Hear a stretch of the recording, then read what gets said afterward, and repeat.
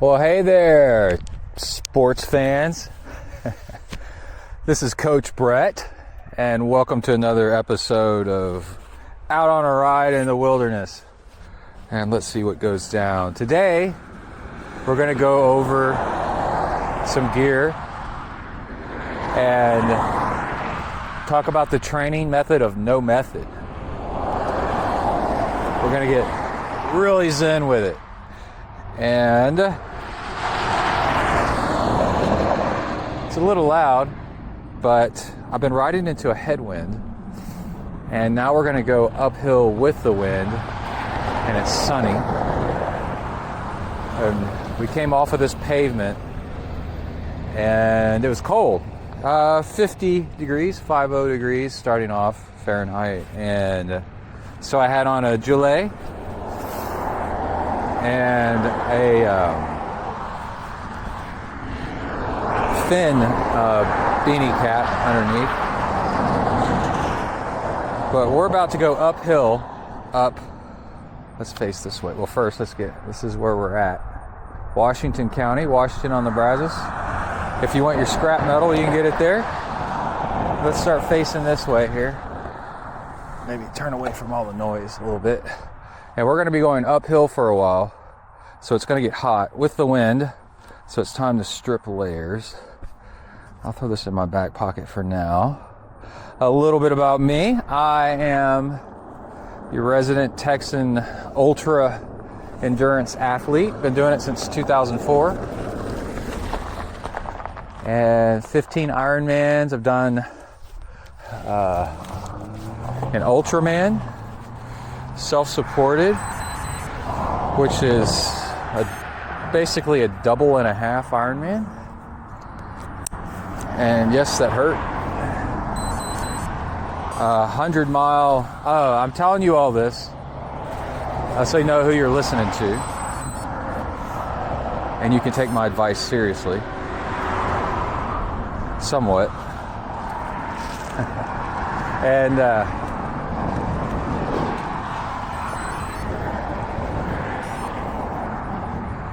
all this is on a podcast too. Zen in the Art of Endurance, formerly Zen in the Art of Triathlon, but as we transitioned to doing more gravel racing and mountain bike racing that my son wanted to do, changed the name into doing just endurance stuff in general. And along with marathon mountain biking, which is pretty crazy. Here's some batteries and stuff for the camera as I need them. I might need to stuff this in a different pocket. Let's see what we got going on here.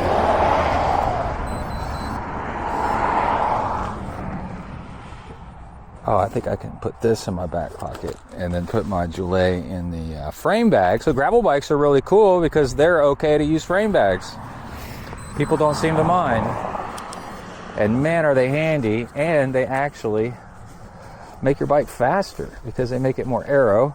I come from an extremely aero-oriented background, being an Ironman, and nearly qualifying for Worlds. Really hard to do in my age group at the time. Okay, and we are doing 5 hours. We're riding to the birthplace of Texas, which is Independence, which is that way.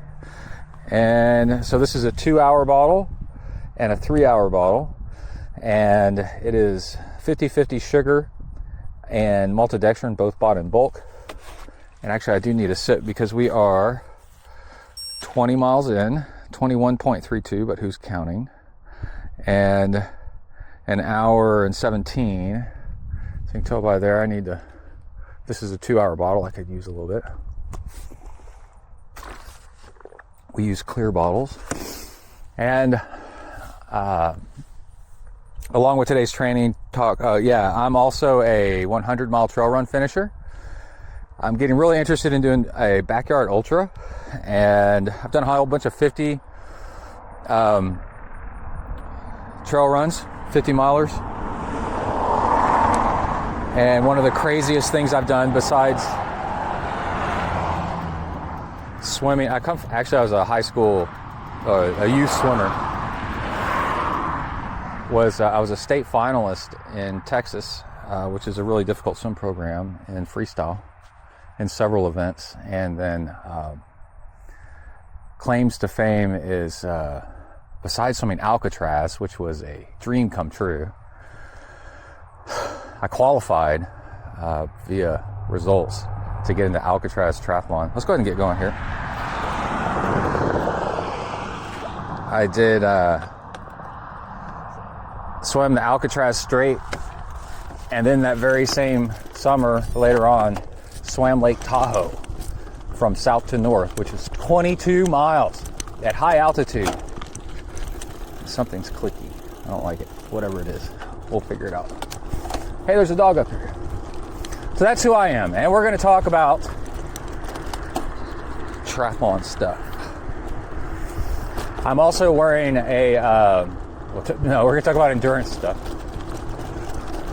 Every once in a while, I need to introduce who I am, so y'all know I'm not just some person just getting into this.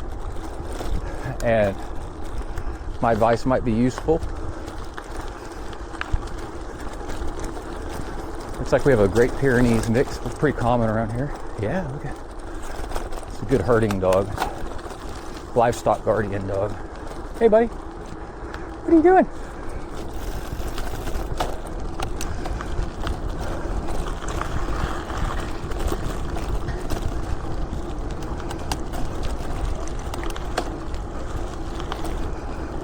That doesn't even begin to cover all the crazy stuff I've done, actually, now that I think about it. But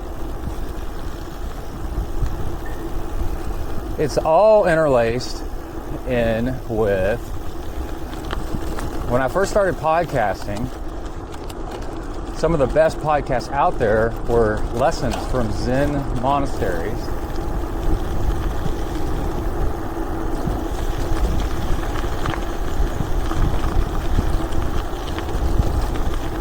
Trying to wait for the wind to die down.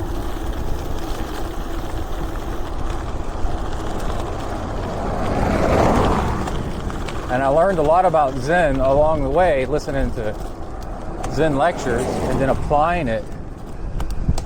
started applying it to what I was doing with all this endurance training, and it turns out it goes hand in hand. It's absolutely amazing how it really works. Because Zen teaches a lot of patience and observation and learning about the self. And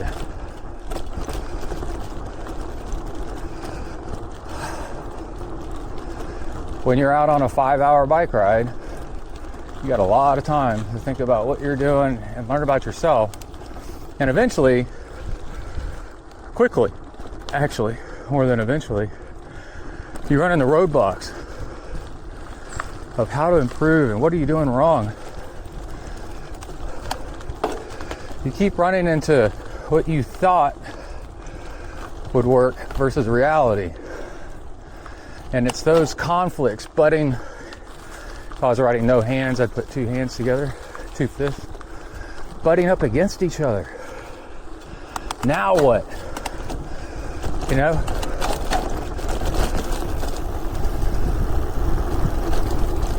Another thing I'm doing, which is hard to tell at the moment, but a no coasting ride.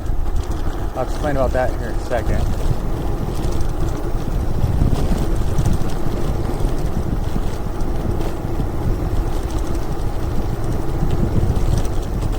The problem with the no coasting ride is on a gravel bike, you run out of gears often on a downhill. So you kind of have to coast. Otherwise, pedal. Here's a nice, rough. I've got a suspension stem, which helps, even though it's starting to get blown out.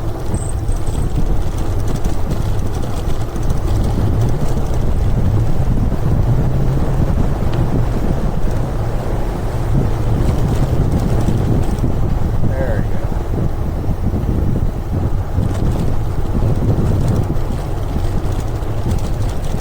Like if I pedaled now, I'd just spin it up. There. Whoa. And I dropped the chain. Hold on, I'll be right back. That's been happening a little bit more lately. Actually, we'll do a chain fix as part of our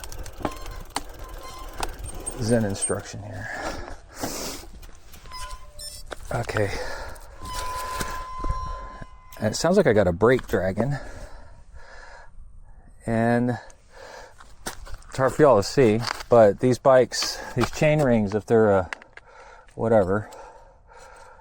narrow wide, they have a diagram on them sometimes to show what link to put on, which is really handy if you don't get your glove caught in it. Come on, buddy.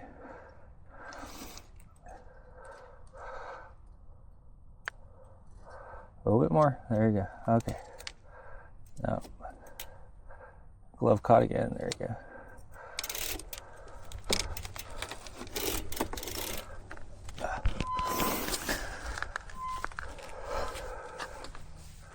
And let's try again.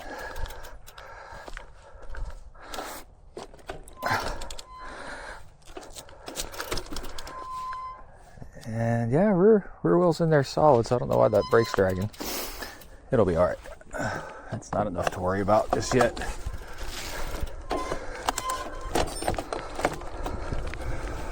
So,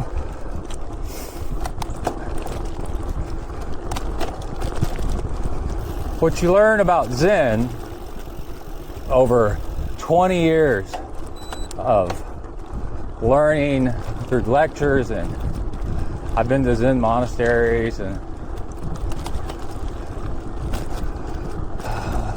but mostly through the application of it and watching how true it is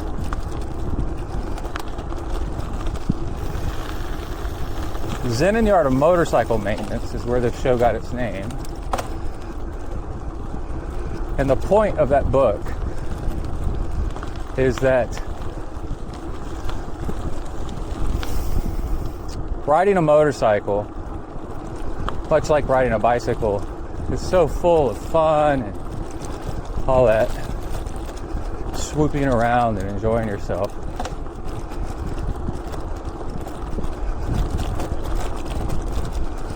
But that's only one side of the coin. To be able to do all that, you also have to take care of the motorcycle.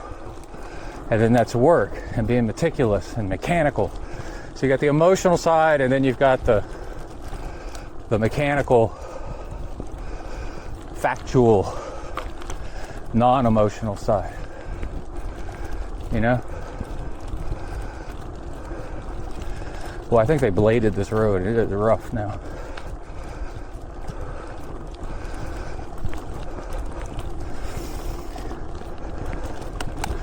So you have to take care of things, which is not fun and beautiful and swooping around. But what Zen teaches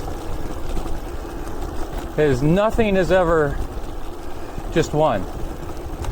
Everything has opposing sides. It comes from the yin-yang of the black and white swirl of you can't have up without down. You can't have stars in the sky without the black for them to be shown against. And that's not bad, it's normal. And while, you know, you can optimize things, use your downtime for tapering for a race to work on your mechanical, and train hard when you feel good, rest and recover when you feel tired, right? There's a whole lot of that is 100% applicable, and you learn to believe in it like it's true. You find it happening. But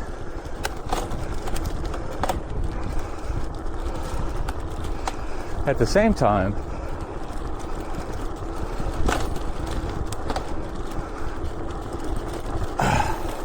oh, no coasting. Okay.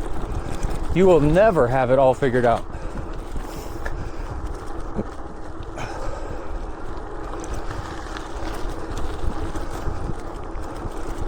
Heading out with a headwind means that you return with a tailwind. And it was one of, before Einstein,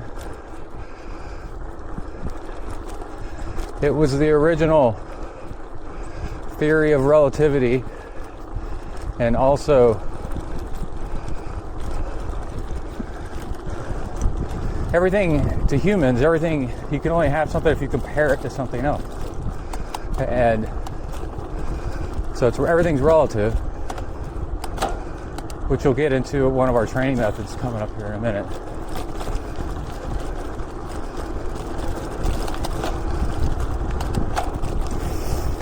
And a funny thing is, if you think you have it all figured out, you've got a big surprise coming.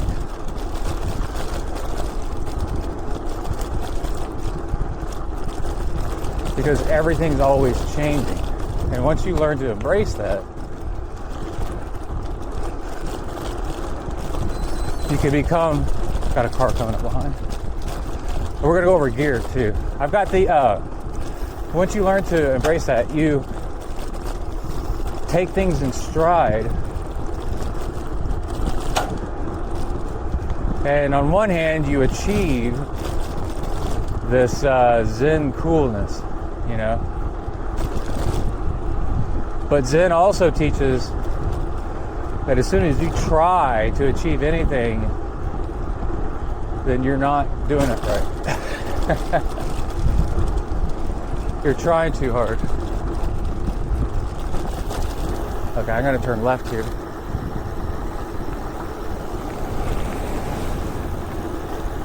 Okay, what a pretty road. We got off that. Love the gravel, but that road was getting a little rough. So,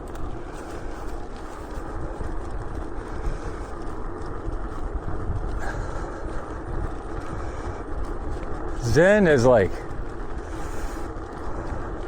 an anti-religion. It's or an anti-philosophy, which is pretty cool if you're into anti-establishment punk rock, you know. But basically it says it's got nothing to sell you. It doesn't care if you like it or not. It's just real. Oh, we got a dog. Hey, buddy. Better not bite me. Oh. Okay. It's just real. So it's more of a school of observation than it is of you have to believe in it. Because it doesn't care if you believe in it because it's real. It's like arguing against gravity. Gravity doesn't care.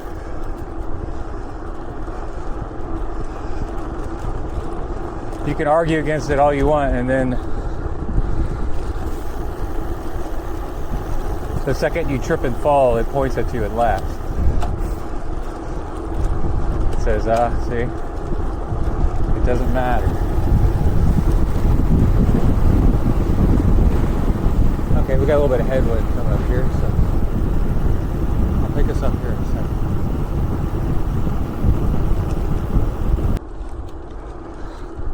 All right, we're back. So, also I've done gravel locos, 150 miles, something, twice, and done Valley of Tears. Probably going to do both of those again this spring.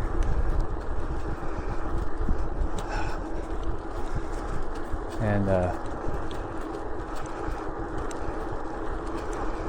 did a 3-day bike packing trip with Kai through the national forest on gravel bikes. Lots of thick pine forest and woods. And then car up.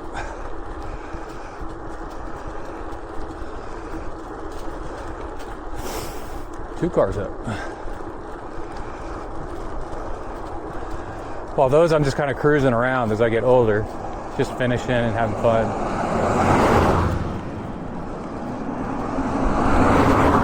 Kai's out in the lead on those, and I'm just kind of following in case he has trouble, as a good dad would do. I do have some speedy bike chops. I won 2 pretty decent sized local Grand Fondos, 100-mile Grand Fondos, not too long ago. Those were fun. Mostly by blazing through the aid stations or skipping them entirely. Because most cyclists won't wear a camelback. And me coming from some mountain biking background, I was like,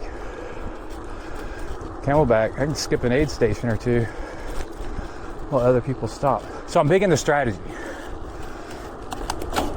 and coaching that as well. But anyway, the Zen method of no method. Let's get through this turn here. And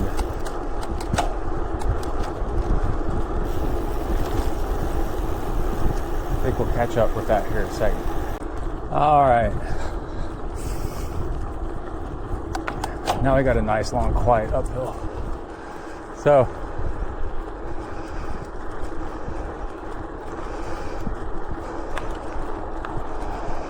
the method of no method is an acknowledgement that once you think you have things figured out, things change. And so you need to be wary of people that teach a method like low carb or ketones or all that stuff, or HIIT, high intensity, or only long, slow distance. They all work, but thinking that's the solution to all your problems is not going to work out. Eventually, it stops working. And then what? What do you do? And now you're bound. Your ego and your image and what you've been telling people and professing, I don't know, cold water dunk tanks.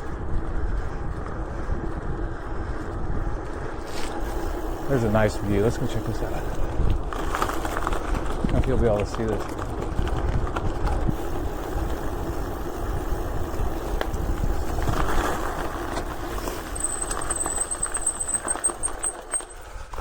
Let's see. If this drops down, it's a dead end, and it's really rough. But if we went down a ways, you could see the far side of the Brazos Valley and Texas A&M universities that way. We've started there, actually, and I've ridden all the way down here and around and back. So, it's kind of cool. Starting to warm up a little bit. I think the high is going to be 70 something, maybe 80. There's that wind I was riding into on the way out. Ugh.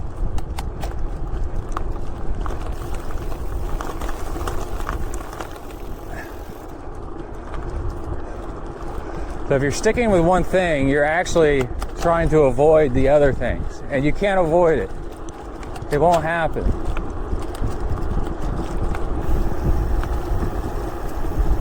And instead,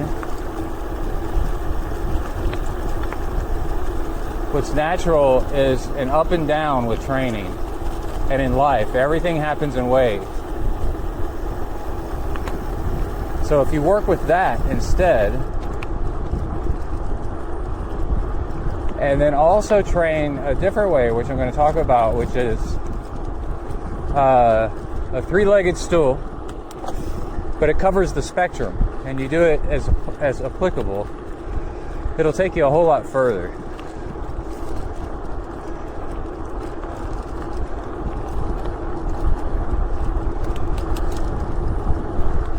And one of them is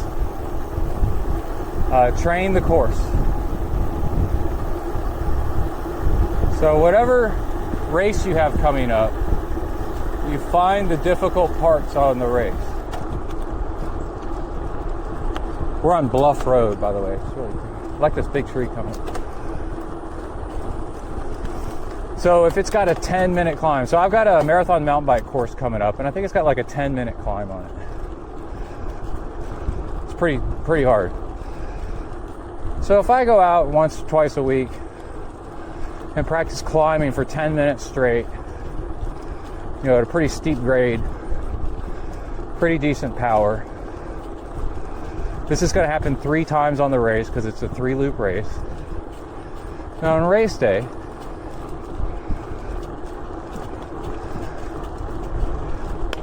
I pretty much hold back and save myself for those. And then I'll sail through those and have a really nice race. All right, I'll be back after we get through some of this wind.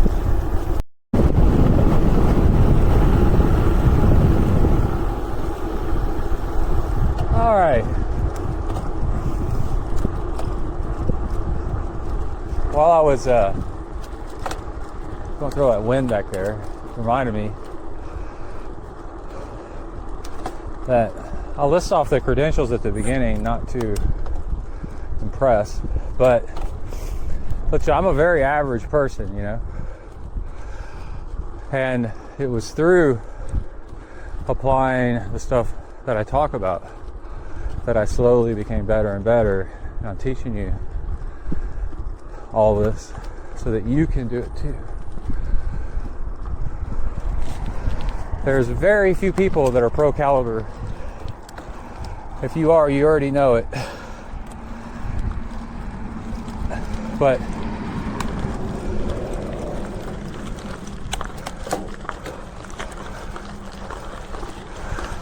there's so many of us that could be way better if we learned to let go of trying to be the best and actually learn the art of the activity that we're doing, of the lifestyle we're living, and appreciate the finer points. And that's what this is about. Tips and tricks. Okay, this is gonna get crazy. Y'all hold on. This is why we do gravel. The speed won't seem that fast on the screen, but with the doppel, the in and out of the sunlight, and I can't see with my sunglasses on. Let me go ahead and put my fingers on the brakes. This becomes very exciting.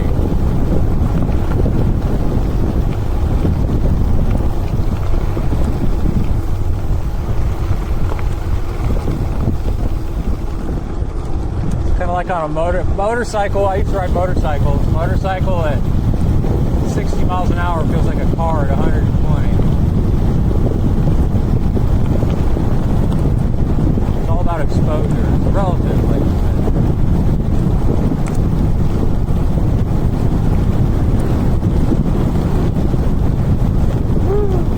Those listening to a big creek bottom. I gotta come back out. We'll have another one coming up.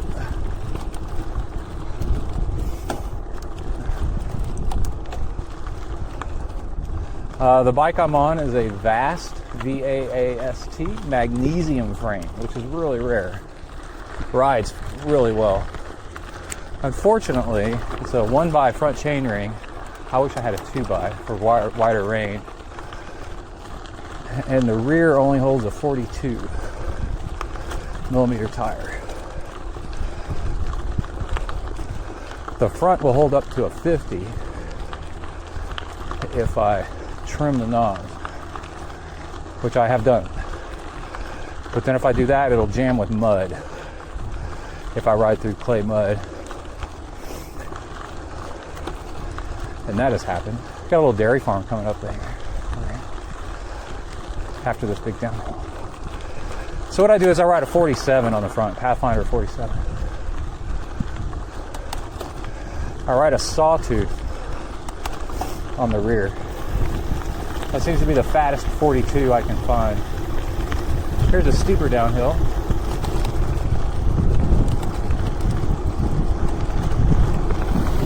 This one I gotta be more careful on. Getting way back over the rear wheel. This is one where you would have a dropper post. Really pretty. Can't see crap, and there's lots of potholes. Ah! Okay.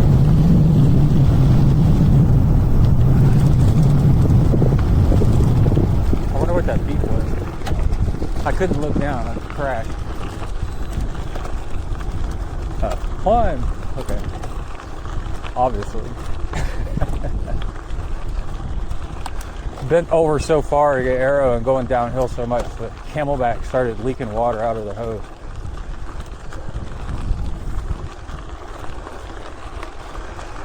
I'm also running a Garmin 1040 on the front. I upgraded to that after many years for the mapping. I got one for Kai because my fast days and ultra competitive days, I don't care so much about. I like going far and a little fast. Got a car coming by. Narrow gravel road here. No visibility coming up.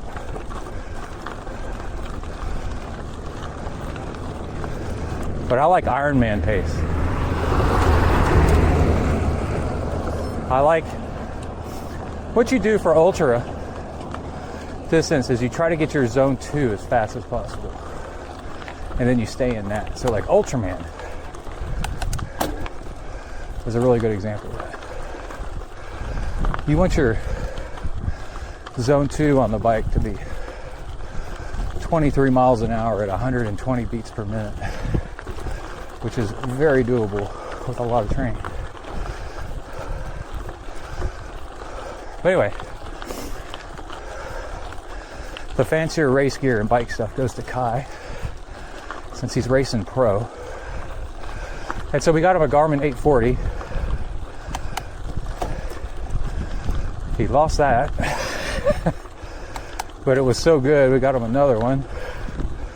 I was really frustrated about that one. But anyway, and we're doing our 3-day bike packing trip. Hold on, it's not rocket. And the way he was able to pan and zoom, you know, on roads and such, to find this alternative routes as we needed was really cool.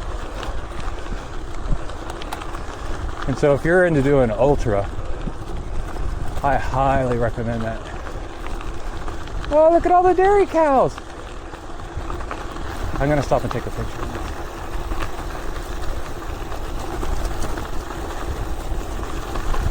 So in Texas, we don't get dairy cows. We get ranch cattle like for steak, unfortunately. But these to me look like Holstein.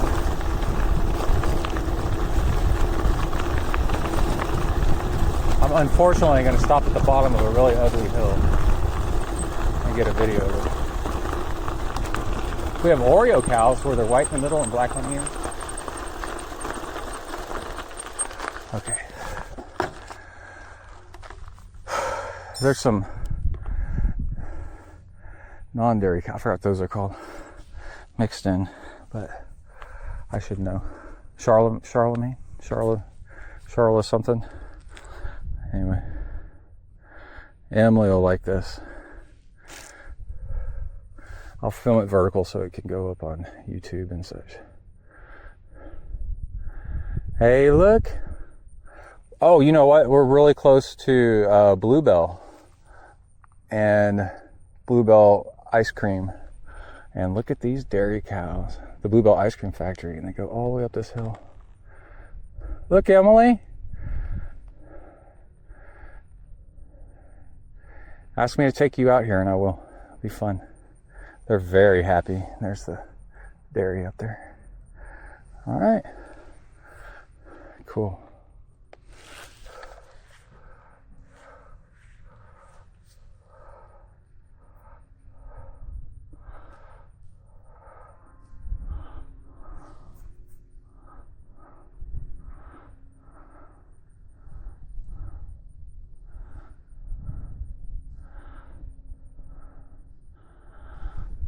Sending her a link. Dairy cows! Exclamation point. Okay, that didn't work. That didn't. Dairy cows! Exclamation point. There we go. Are we still recording? Yeah, we're still recording. Okay, now you get to witness trying to start uphill again.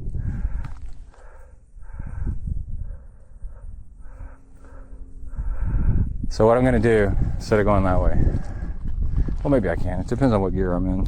I'm in a pretty low gear. We'll probably make it. Y'all ain't helping, are you? What do y'all think about Lifetime Fitness reducing its number of pros from 30 to 20? Okay. Not much. Doesn't really matter that much. Oh, this was, yeah, I was in a good gear to start.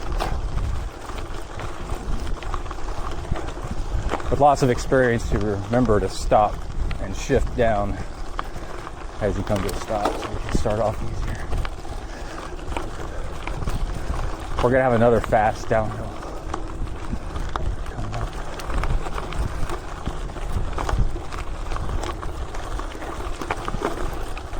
So there's Train the Course.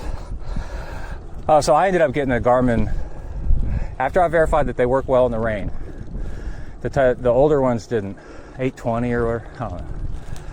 But this one's touchscreen works pretty good in the rain and with gloves. Here we go. Y'all hold on. We got a tailwind this time. This could get nuts. Getting way back over the seat.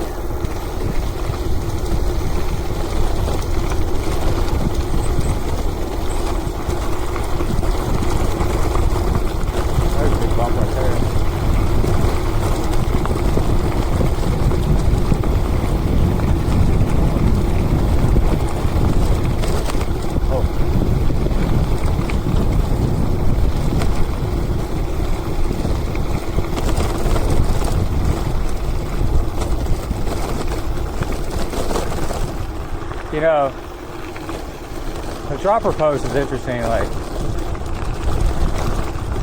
if you grew up older mountain biking, you don't really need one so much. People swear by them. But I definitely think they'll make you faster. But it is worth all that work. If you learn to drop your ass over the back of the seat, you don't need it so much.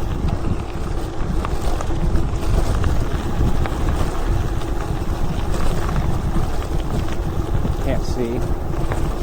Okay. Alright. That was the worst of it.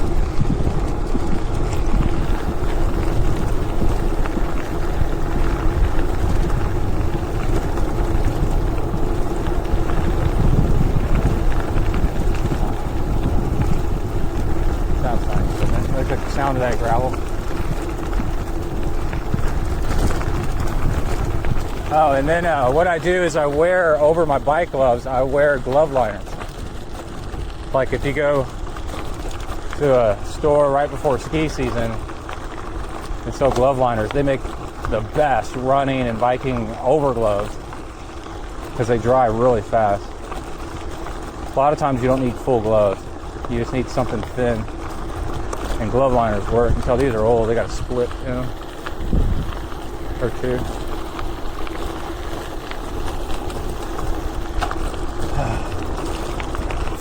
I remember what other tech I got going on. Oh, I'm wearing, what are the pods? Shokz.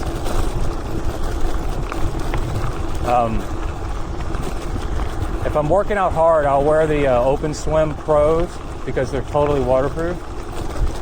And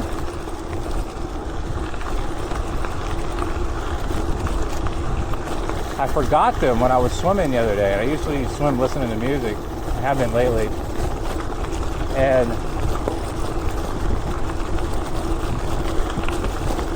it was actually really nice swimming without them. I had a whole lot of time to think because I do long sets. I do 12 minutes at a time and then a minute and a half rest. I go hard, unclip, slide and glide. There was a Ford Mustang snowball. Move my bike out of the road so somebody didn't run over it.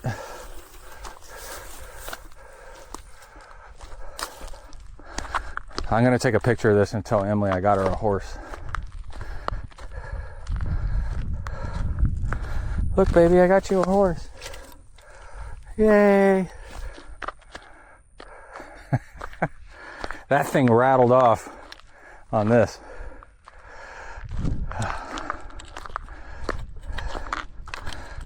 Okay.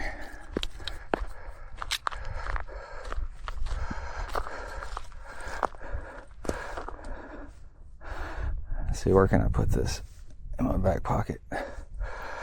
When you're out doing long training rides, it's nice to take a break on occasion. Got water spilling out of this thing.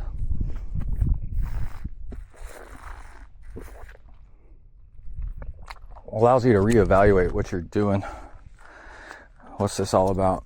So, yeah, let's go ahead and do that. Stop recording. All right. Well, I'm out in the middle of nowhere. If you want to look it up on a map, I'm at St. Peter's School Road and Mertens Creek Road.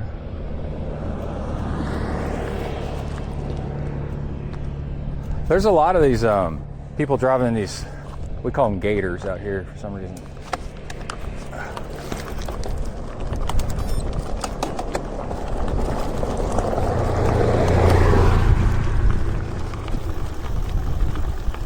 I wonder why they're so popular. It seems like there must be a good business case for them. You can drive around your local Ranch Plus and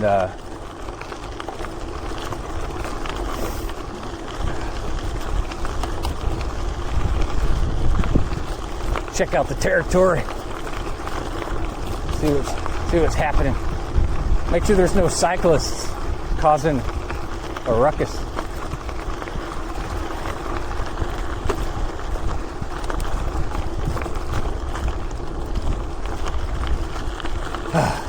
So one of the other training methods, I got a Garmin radar on the back and a Varia app on my phone. So along with the headphones, I can hear it. Let me know if there's cars coming up behind. And then that way, if there's stuff in the road, like you're on the right, I can go over to the left or whatever. And I know if there's a car coming up behind me, which is helpful. And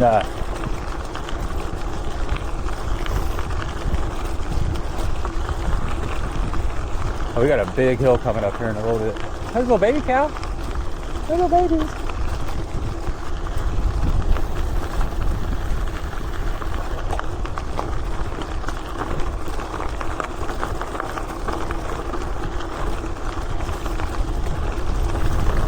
So the method of training the weakest link is what I'll come back with you here in a second after we get out of this headwind.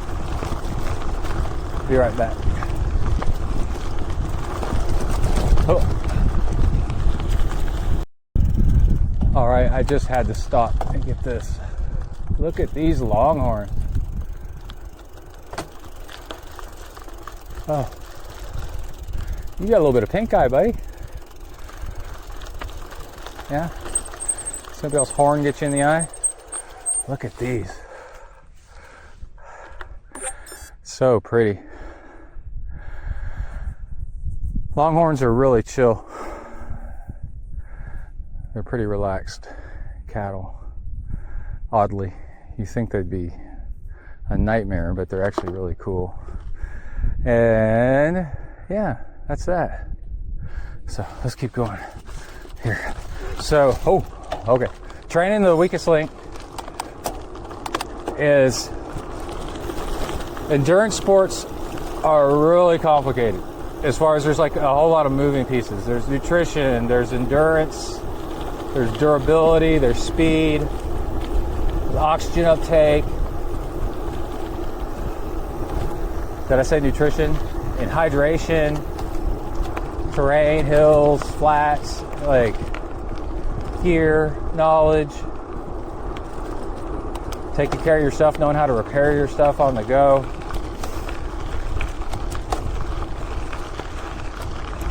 And that's part of the problem of focusing just on one thing. You know, thinking that you've got it all figured out and like a solution. And how that doesn't work is that y'all got to check out this ranch. This is so cool. Look at that thing.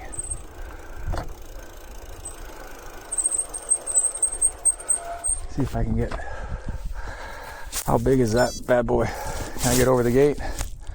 Y'all can see. That is cool. And our horses.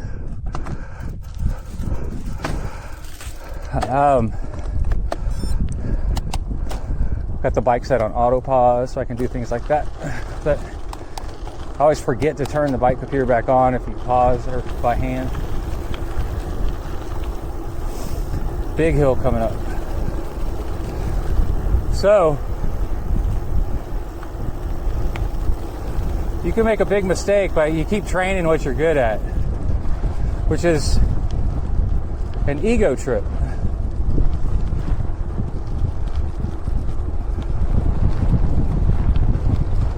You know? You're just making yourself feel good by doing something that you're good at. And I get that with swimming. Because I grew up swimming, I've got good swim technique, a good form. So I like to swim because it feels good, because I'm doing it well.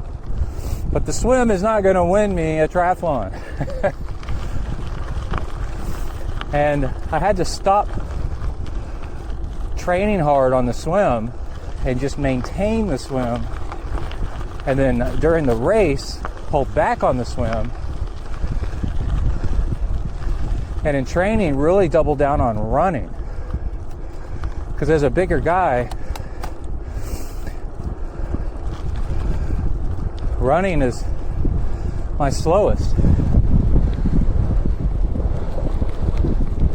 And it was through that I finally started getting better and having big breakthroughs in my triathlons. And then I fell in love with running once I got running good enough where it felt a little bit like biking. And running, it's really weird.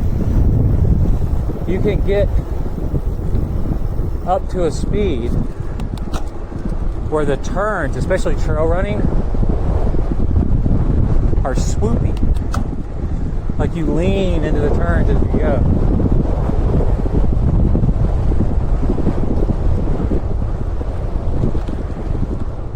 And boy, once you hit that speed, running transforms. It's so nice.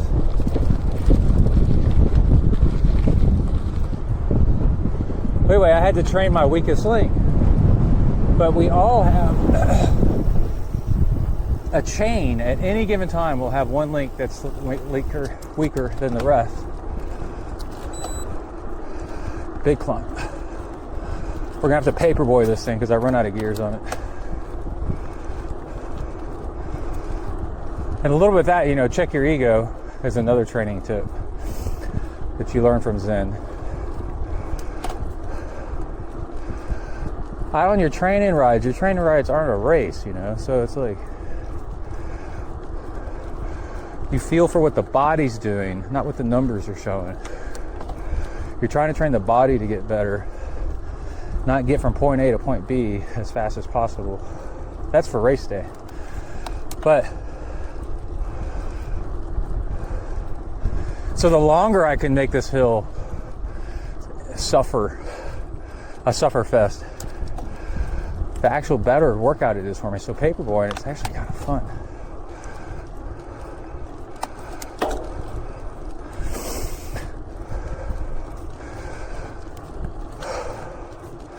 So you got to ask yourself on the regular, you know, what's my weakest link right now? And then train that. Work on that. Big one is nutrition.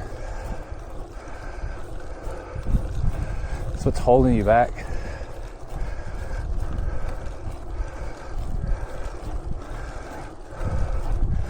In the heat, not drinking enough water.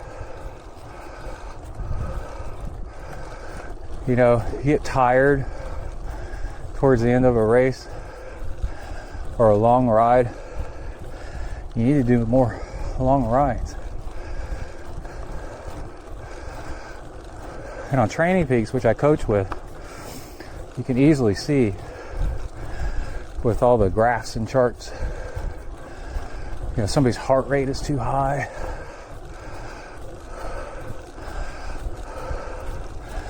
They need to work on pacing.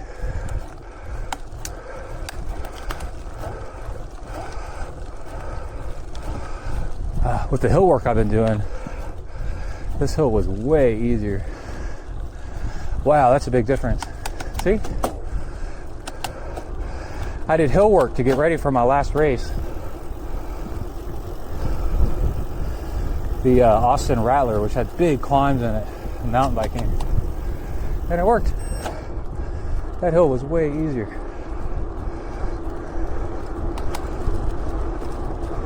Way easier. We're not really done with the hill yet, but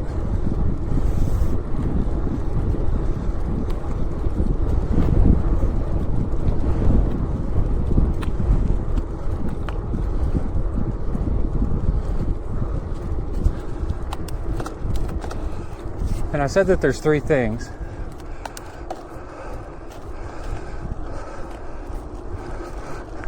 The weakest link, something, I forgot what the first one was. But the third one is, it's hard to think, you know, you're going uphill.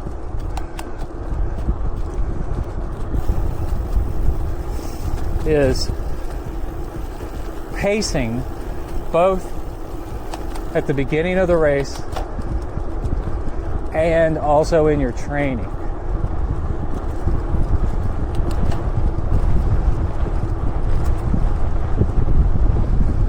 And I think we're about to have a whole lot of headwind come up.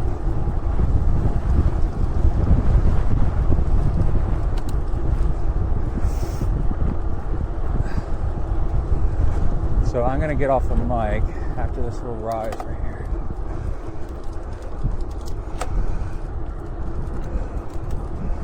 But the pacing comes with maturity and reviewing race results and seeing where people were at different stages of the race and how the person winning at the beginning is almost never the person that's even close to winning at the end. All right, I'll be right back. All right, I got a little fast downhill I thought I'd record. It's fun. Smooth pavement. I'll show you how I run out of gears on this thing.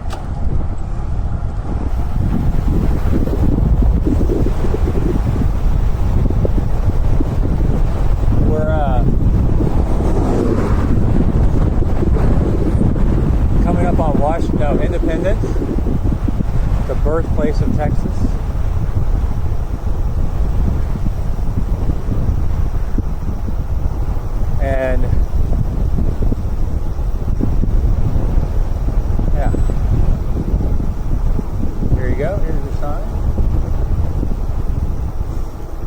So there's two things at the beginning of the race. I'm gonna interlace these two. We do the weave, and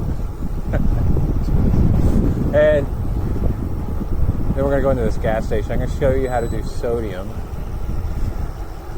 coming up. How to add sodium mid-ride. One way to do it, besides salt pills. And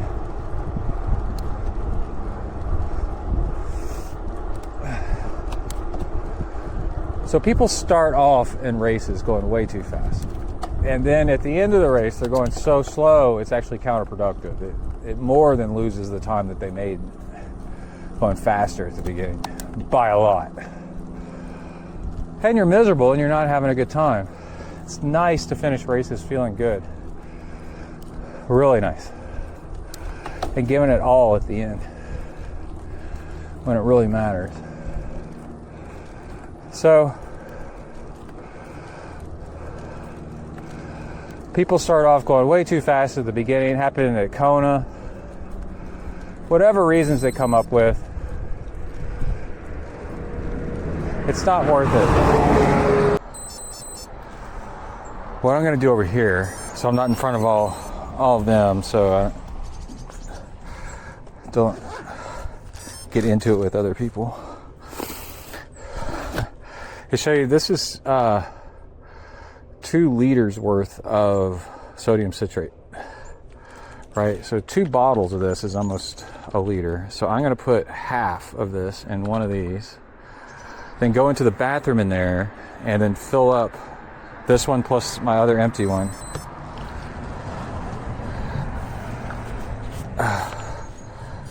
And I'll show you here in a second. So I'm going to take this, do that. So it's about half. A little bit like that. Yeah, a little bit more. Yeah, that's about half, right? Top this off.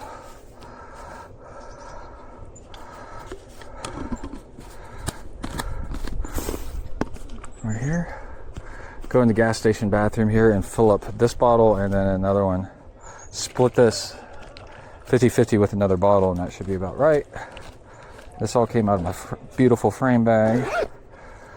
And we'll roll up on these people and turn off the camera as we get near. Let's see if we get any comments from anybody. It's always fun. And then turn off the camera. Oh, a little bit of a motorcycle gang and cyclists. That's cool. All right. Stop recording. All right, check out that tandem right there. That's cool. Very, very cool.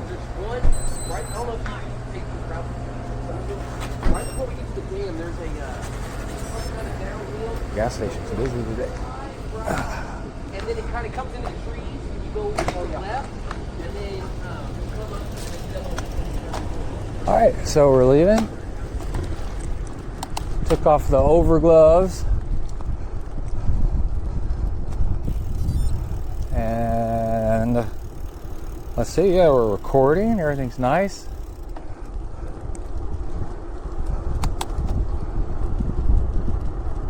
And I think we're going to have a headwind here in a minute for a while, so I'll stop recording. All right, we are climbing up. And I can see radio tower up here, which means we're coming up on high ground.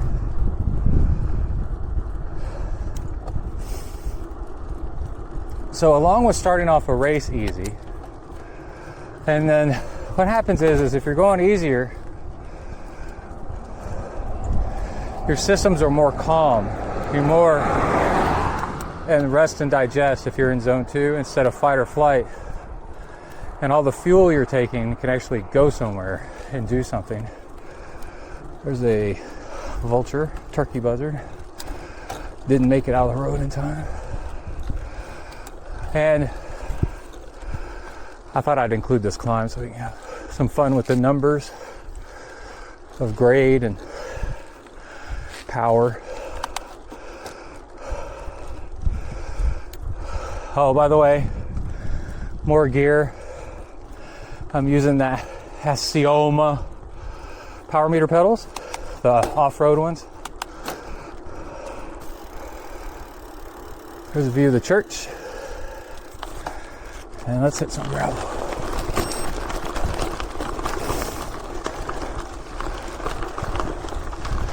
And then these arm coolers, warmers, they're kind of in between. They're mid-weight. They're not fleece lined, but they work great because you don't get hot as fast. And they're white, so they almost act as arm coolers. And then the brightness of the pattern really helps with being visible to cars. I love these. They're Primal Wear is the brand. I guess they still make them. I've been through several pair over all these years. Love them, love them, love them.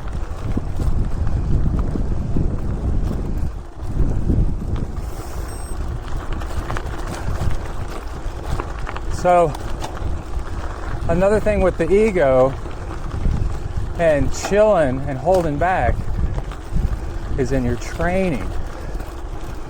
So,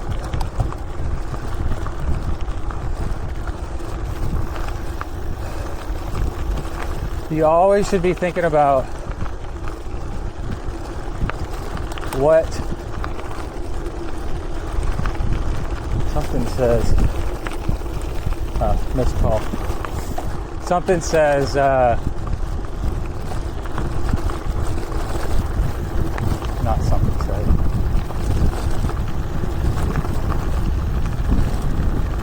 You need to always be training today for what you're going to do tomorrow. So last night I went for a run. Well, yesterday morning was Friday morning, and I went for a swim. And I swam, I like to swim 4,000 yards. Just something I like to do. With some intervals mixed in. 5 hard intervals like I'm lifting weights. It's just something I like to do.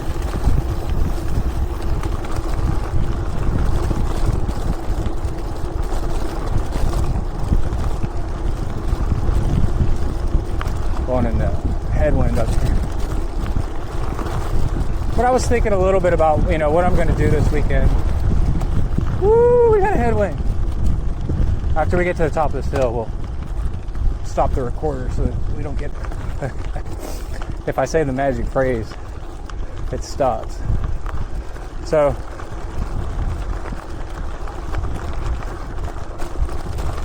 then last night, I went for a run, but I ran really easy, and I even cut it short. Because the real goal is a long bike ride today and a long run Sunday, so Saturday and Sunday.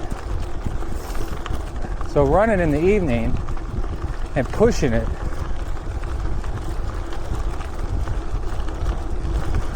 wasn't smart. And once it started to kind of be like not fun and kind of suck a little bit, I pulled back. And I only ran like 3 miles. But that takes ego training, and walking home the rest of the way. But that run is not the most important run. The most important run is my run on Sunday. All right. Too much wind. Stop recording. All right, we are about to hit one of my favorite roads. We'll see how the wind is. I call it Sidewinder Road. But we are in the William Penn area, which was that beautiful church that way. And you see William Penn Road, and we're coming down Gas Camp Road behind me, which had a nice tailwind. And needed to mention I'm doing 400 calories per hour. Just kind of some info in there. Okay, and we're gonna go that way. So what road is this? So this is slightly downhill gravel. McCraven School Road. There's a lot of roads out here called school roads. It's very undeveloped out here. And I have old schoolhouses out in the middle of nowhere.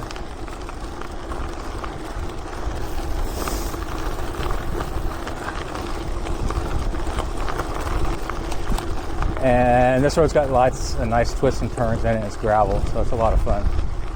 So I got a little bit of headwind when we're going east. Like right now, we're going to turn and go north a little bit better. But, so you're training for tomorrow. Or what's your next big key workout, you know?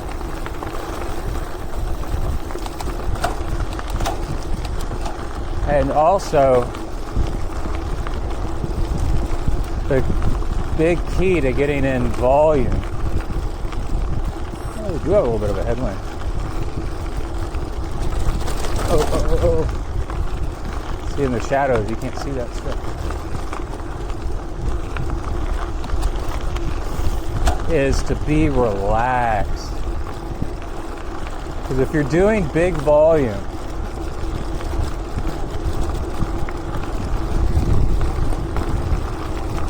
if you put down intensity, it's going to wear you out. And if you do intensity, you're also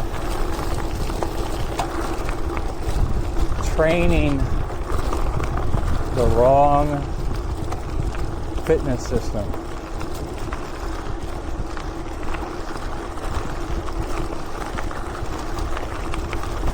So you want to be nice and relaxed. Because once you hit like 3 hours, the long ride itself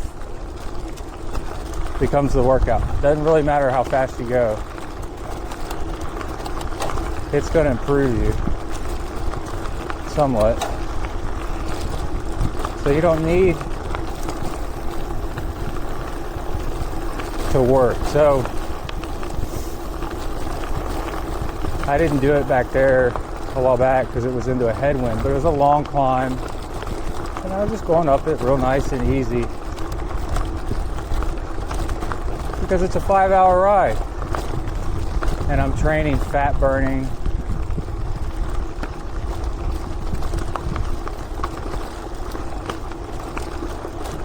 and one thing that works for me really well is to listen to like talking podcasts, relaxed music,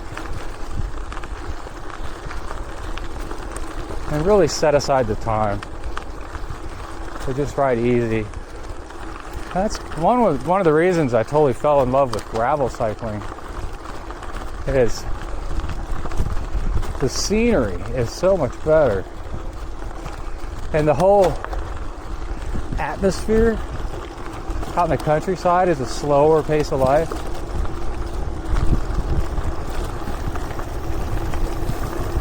So the whole environment is conducive to going easy and just relax. And then you can get in that,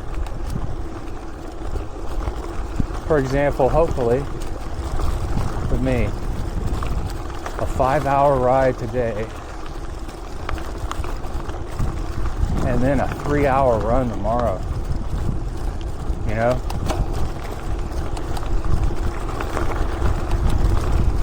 It's just so nice.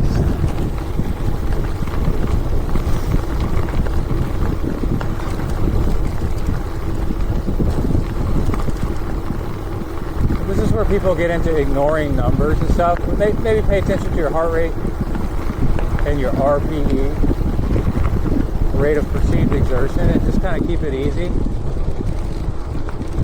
One thing I like doing lately is try to not stop pedaling. And that works for a while, and then there's two dangers with that.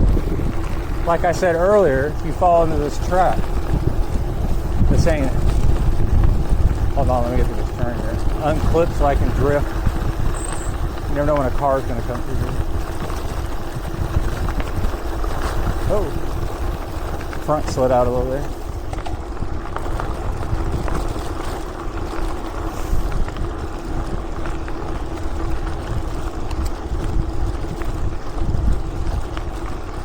You just want to go easy. We do that heart rate, RPE. I've stopped right here in the shade to drink water before when I've gotten worn out. Oh, here's a tree tunnel. I love this one.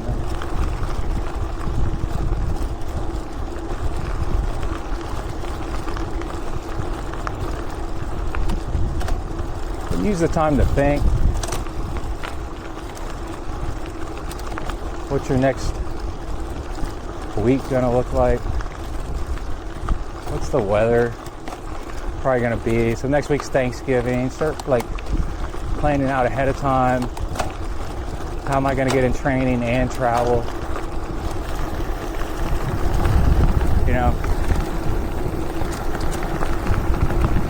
Oh, but back to the two traps. So I'm like, oh, I'm gonna do no pedaling. And if you'll notice on a lot of my training lately, I'm like, no pedaling, no coasting. I've been posting that a lot, but that's one of the traps I've been talking about. Because you start thinking, oh, that's the way to train, right?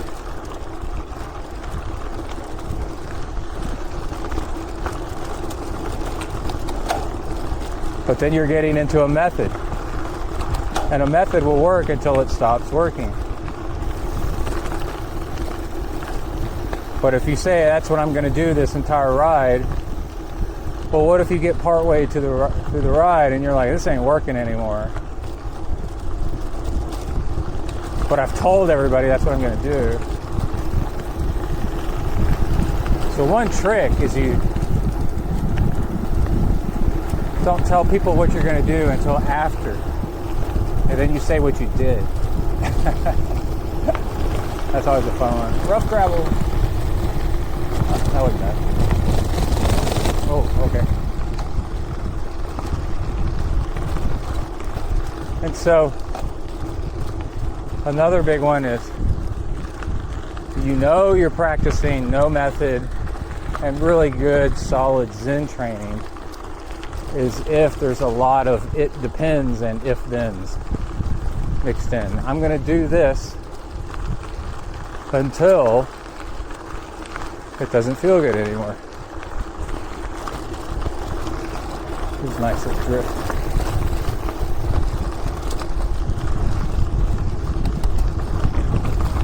So I'm going to do no coasting until it doesn't feel good anymore. And honestly, one thing that's interesting about this route is the far end of it is really hilly. So there's a whole lot of coasting because it's so steep downhill and I run out of gear.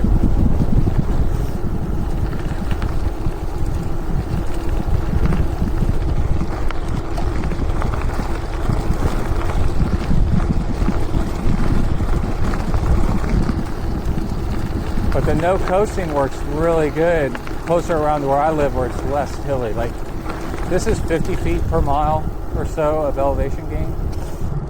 And where I live is like 20 to 30 feet per mile of elevation gain. So it gets to be almost double. And I don't run out of gears very much. Closer if I do the loops around my house. Here's our nudist colony. Woohoo!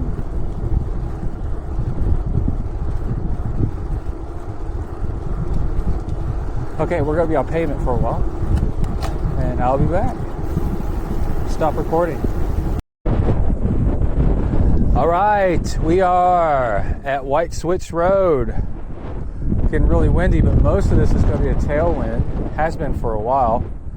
Got a couple of pro tips for you. One is if you stop at an intersection, especially a railroad track, make sure you stop past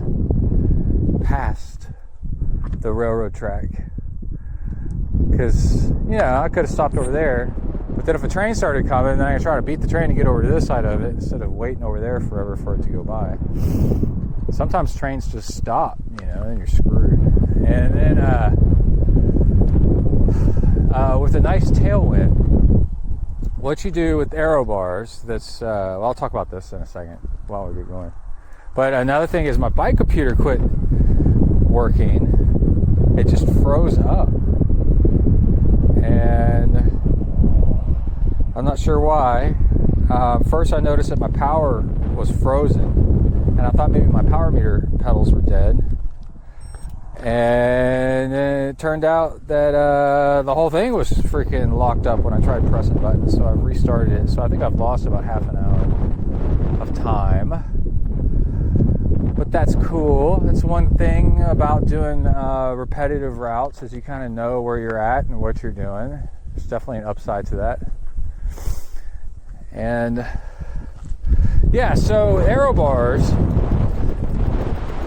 because you're in a crouched down position, which is both nice, gives your back a break and your hands a break, but after a while it can get old. And the trick that I learned from 5,000 years of doing Ironman training was, if you've got a strong tailwind or you're riding uphill and there's no headwind to really worry about, then sit up. That's when you sit up. And then what that allows you to do is spend more time in the aero position when you need it, because you're not tired. So basically the mistake to make, that reminds me of a Zen thing that'll be funny to talk about, is to be in the aero position when you don't need to. If you got a strong tailwind, yeah, you might be a tiny bit faster in the aero position, but you'll be a whole lot more faster overall, is if you use that opportunity to sit upright and stretch your back out. And then when you do need to be in the aero position, you haven't been so long in it that your back hurts. And you can spend aero position time when it matters most, when you're in a headwind. So yeah, so if you train relaxed, then you're training yourself just nice and chill. It really is a whole other level. And then another big trick is to train by yourself, and then you can go your pace and train your body instead of trying to keep up with other people or going too slow. So the whole time that I'm riding by myself, I'm constantly asking myself, is this the appropriate effort? And if it is, I stick with it. And if I'm going a little bit too hard, I can back off. If I'm going a little too easy, I can speed up. And that's the kind of stuff. Oh yeah, they've re-graveled some of this road, so it's going to be kind of fun. That's the kind of stuff that brings you up to the next level of athlete, is you're actually spending more time training yourself appropriately. We're going to have a car coming up behind me here in a little bit. I'm going to ride pretty easy the rest of the way home, because I got a long run tomorrow.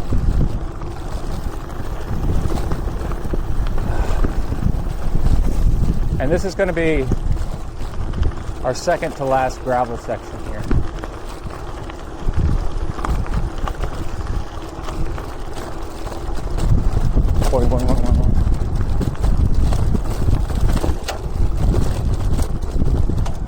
When things get really rough, put it in a slightly bigger gear than you normally would. And that allows you to put more pressure down for longer on the down pedals, and it stabilizes the bike a whole lot better.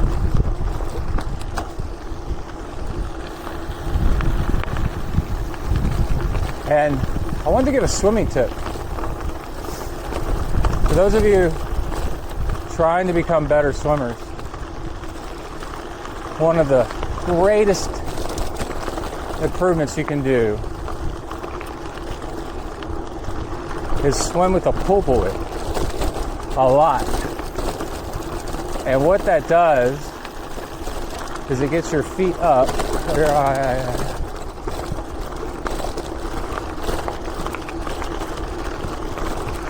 and out of the way and streamlined with your body. And then now that your feet aren't causing all this drag,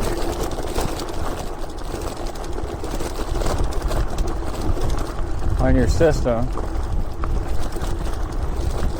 you'll notice that between pulls, you actually glide a lot better.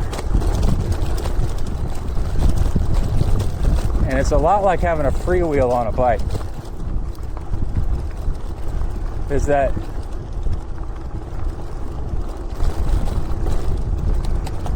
like, I'm gonna quit pedaling here and I just coast along, right? I'm not going as fast as if I was pedaling, but I'm still coasting and doing pretty fast. That's what happens when you swim with your feet, with the pool buoy between your legs. It demonstrates to you, people think it's all about increasing upper body strength, and it does help with that. But the other big thing it does is it teaches you how little your legs are actually doing for you, and they're actually in the way more than anything else. And you should really only be kicking to get your feet up and narrow and together.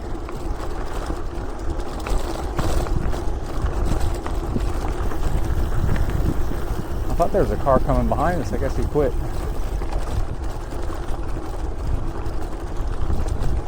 Because the glide that occurs when you swim with a pool buoy is amazing.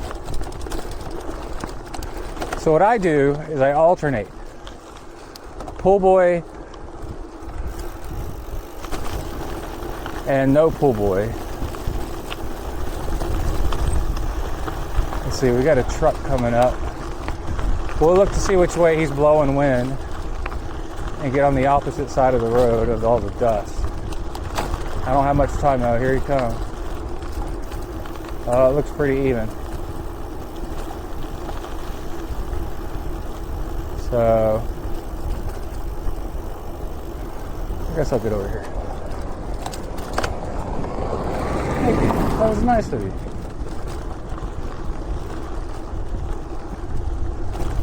Looks a little bit like it's blowing that way, so I'll stay on this side. Or maybe not. Honestly, it's blowing that way.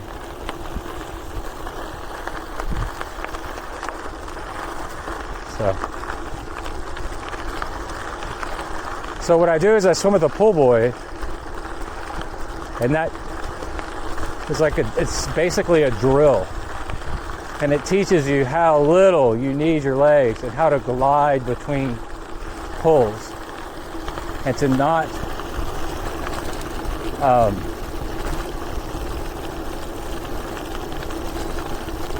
kick so much. So let's say it's a lot like using aero bars on a bike. A pool buoy is. It streamlines your body so that you just glide along at a much faster speed. And then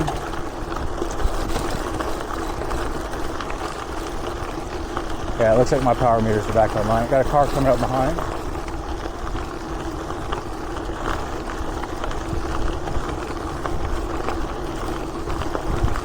And my mileage is off, y'all watching the bike numbers. It's off by half an hour. That's too bad. I got a big truck coming up ahead. I may pull over so I don't just get swamped with dust.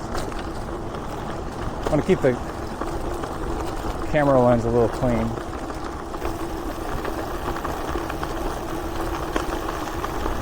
Is there a place, I don't know where I can go to get away from it.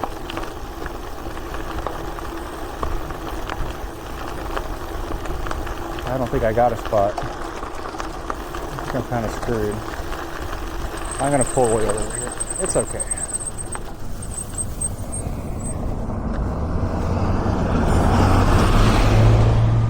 I can't really see, and I know there's another car coming right behind them. I saw one coming. And it's not just that I can't see. I want them to be able to see too, and see me. You know, lately, for a little while now, I've been riding with the white blinky light right here. If y'all can see it. I'll pull it off so y'all can see it while we wait. And it's weird, like emotionally, psychologically, I feel safer riding, and it makes my rides more enjoyable. We'll wait for this car to go. And that's kind of cool. So you're riding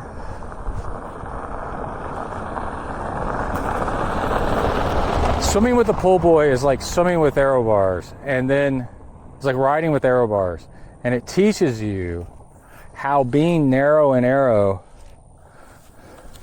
can't spell arrow without narrow. Anyway, it teaches you, wow, I could swim a whole lot faster if I did certain things. You know, so just like on a bike, you're like, wow, I could bike a whole lot faster if I got more narrow and low. So, this light back on where it should be. So, what I do is I swim with the pull buoy, and then I take it off and then swim without it. And the pull buoy has trained me not to use my legs as much, or hardly at all. And then when I swim without it, I continue what the drill has taught me, and I just swim and glide along with hardly kicking at all, just enough. I kick just enough to keep the feet up and together, and with nice glides in my swim stroke between pulls, and boom, that's it. Okay, we got a hill climb right here, and then when we get to the top of this, we got another section of gravel, and then we're done.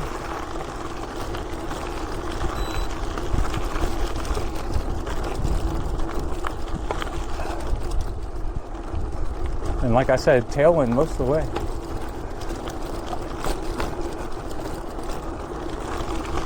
So while we're climbing,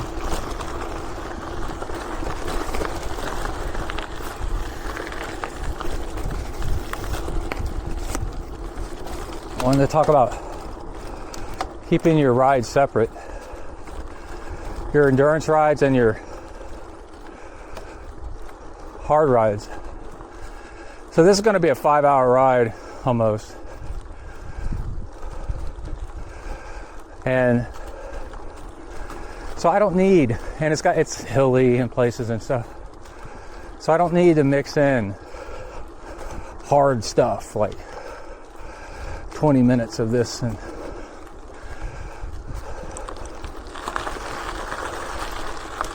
hill repeats and all that. Dude, 5 hours is wonderful to practice nutrition and just being casual, getting into miles and thinking, practicing fat burning. Those bushes are barking. There's a little farm on this side. But then during the week, let's see, today's Saturday. Tuesday on the trainer, because it was before work, I only had an hour, I did intervals. And then that improved my strength so that when I went out this weekend, all the hills I encountered weren't as bad, so I was stronger, and I got to spend more time working on zone 2, chill, relaxed riding, because the hills aren't killing me. I'm going slow right now. This is easy.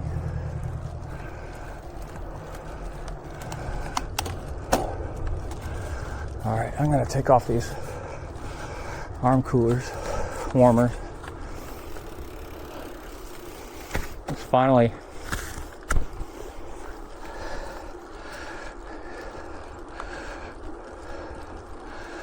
finally getting there. Okay, there's one.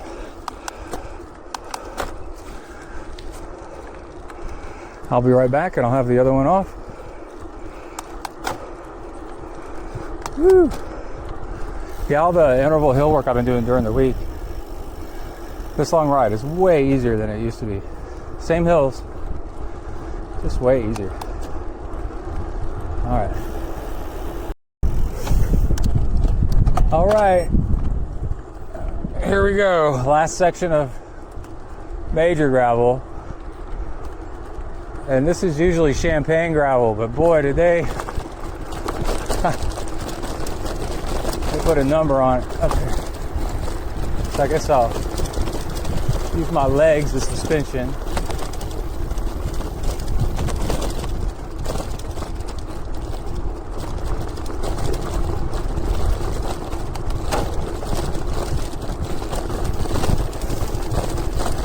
So earlier we were talking about, the method of no method. There's just so many methods in triathlon, endurance cycling, running that make you better in the big picture.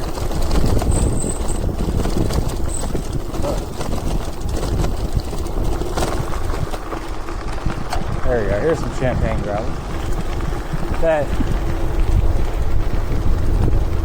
once my legs got tired of doing the no coasting, I worked on something else. It was really hilly out where I was, with these real peaky, short hills. So I decided to practice standing and pedaling over the tops of them, and then gaining, just at the very top, and then gaining speed on the downhill. It was something different. It works really well because it gets you back up to race speed on the downhill. You save yourself right till the very top. I'll do it at the top of this one up here, if the gravel's okay.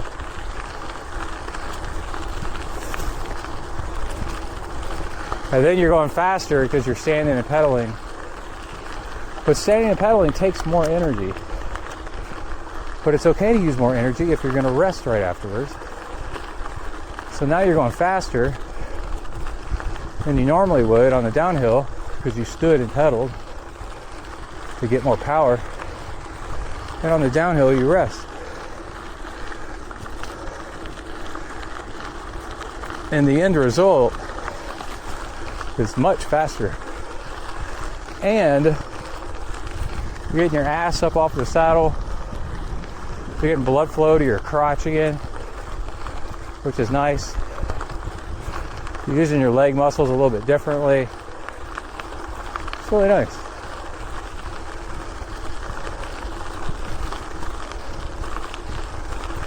But I'll wrap up by saying with Zen there is no one way. It's really magical how you can find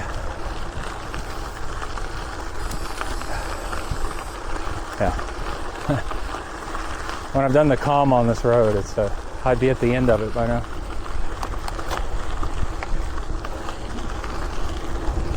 Oh, here you go. So see, wait till I get to the top, put it in big gear.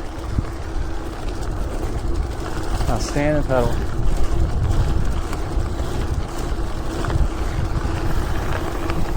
I'm getting to a faster speed, but my legs are a little blown out from doing that, but I can rest.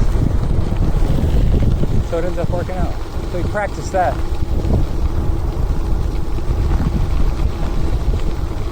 Nice.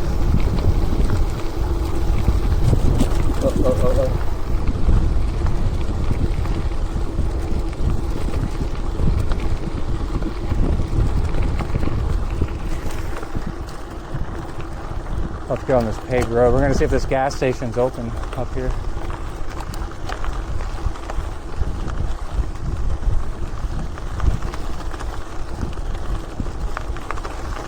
But yeah, Zen doesn't have a particular method. And it's more about paying attention to what you're doing. And there's like sitting Zen, there's bicycling Zen, there's walking Zen.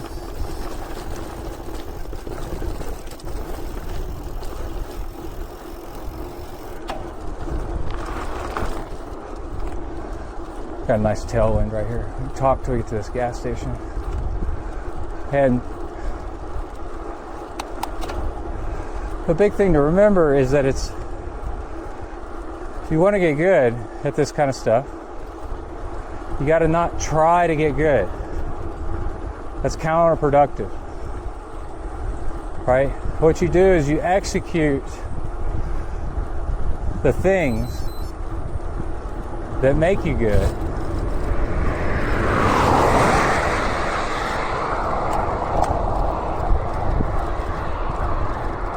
And you do those well. And then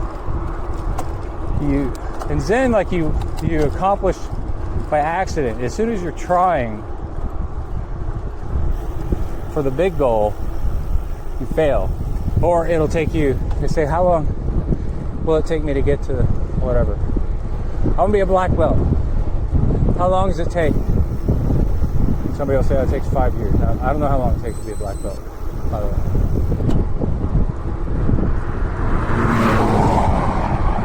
It says, oh, but, or Zen master, or become enlightened or something, or become a pro triathlete. That's a good one. How long is it going to take me to be a professional gravel racer or a pro triathlete? Or do a sub 10 Ironman? Somebody will say, oh, it's like 5 years. It's like, well, I'm really good. I'm really special. I'm going to try really, really hard. And in Zen, they say, oh, is that true? You're really great? You're going to try really, really hard? Yeah. They're like, 20 years. And it's because it's a sign that you're focusing on the wrong thing. You're going to try to take shortcuts. You're going to try to find individual solutions. And the art of Zen and the art of endurance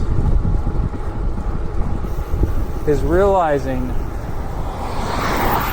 that life and this stuff is a big picture thing where you mix in all kinds of ingredients. People want to know, what's the one ingredient that makes this soup so great? I'm gonna get over.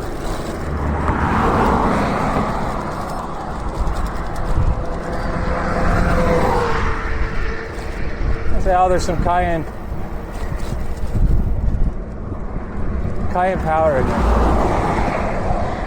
So that people just try to eat the cayenne powder. It's like, no, dude. It's the mix. And some things you put in before others, and some things you cook longer, and some things you cook in different pans. And that's the art of it. A lot of people train in the summer and then take the winter off, and that makes them great. You know? A lot of people do everything they can to avoid being injured, and that's what makes them great.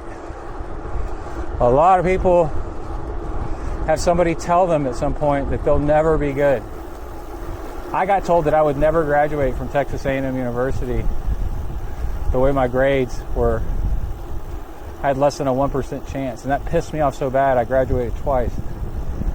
I got a bachelor's and a master's. And I went into the counselor's office and I said, I went in, oh, it's open, yay! I went back to the counselor that told me that, and you know what they said? I said, I graduated twice after you said I'd never graduated. I got a master's degree even. And they said, who are you? Never forget that. So it was all my own goal that made me do it. All right, we'll be back at the house with some totals.